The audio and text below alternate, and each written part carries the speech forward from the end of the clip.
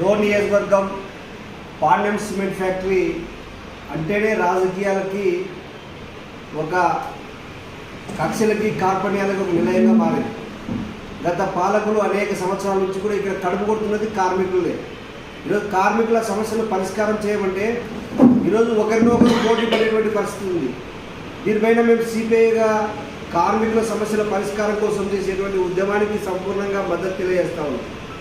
ఈరోజు ఎన్సిఎల్టీ ఇచ్చేటువంటి tribunal, national labour court tribunal ఇచ్చేటువంటి ప్రకారం అవి ఇంప్లిమెంటేషన్ చేస్తున్నారా, లేకపోతే వీళ్ళ సొంత అజెండానే ఇంప్లిమెంటేషన్ చేస్తున్నారా?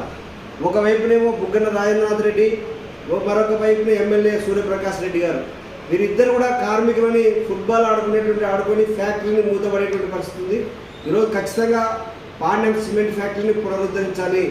గతంలో బకాయిలు కార్మికులకి వచ్చేటువంటి బకాయిలు వెంటనే చెల్లించి ఈరోజు ఆ ఫ్యాక్టరీ రన్ అయ్యేటువంటి విధంగా ఆ విధంగా వేతనాలు ఇవ్వాలని చెప్పేసి మేము సిపిఐగా డిమాండ్ చేస్తూ ఉన్నాం. గత అనేక రోజుల నుంచి ఒకవైపున ఎమ్మెల్యే గారు కూడా యాజిటేషన్ చేస్తూ ఉన్నారు. ఈరోజు వాళ్ళు ఎమ్మెల్యే గవర్నమెంట్లో ఉన్నారు, అధికారంలో ఉన్నారు. వాళ్ళు అనుకుంటే ఏం చేయగలిగేటువంటిది లేదు. అటువైపున కాకుండా దాన్ని పక్కకు వదిలిపెట్టి ఆందోళన రూపంగా చేస్తూ ఉన్నారు. ఈ ఆందోళన కార్మికులకి పక్షపాతంగా ఉండేటువంటి ఏ ఆందోళనకైనా మేము సిపిఐగా మద్దతు తెలియజేస్తూ ఉన్నాం.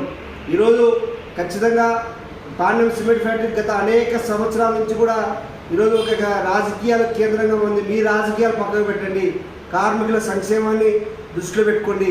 కార్మికుల సంక్షేమం ఈరోజు చాలామంది ఈరోజు పాండ్యం సిమెంట్ ఫ్యాక్టరీలో సిమెంట్ నగర్ వాసులు అనేక మంది నిరుద్యోగులు చదువుకున్నటువంటి వాళ్ళు ఉన్నారు. ఈరోజు అనేక మంది విదేశాలకి వలస పెట్టి కుటుంబాలను వదిలిపెట్టి ఈరోజు దుబాయ్, సౌదీ లేదా అరబిక్ కంట్రీలకు పోయి వాళ్ళ జీవనం కోసం పోరాటం చేస్తూ ఉన్నారు. వాళ్ళ ఫ్యాక్టరీలు ఇక్కడే ఉన్నాయి.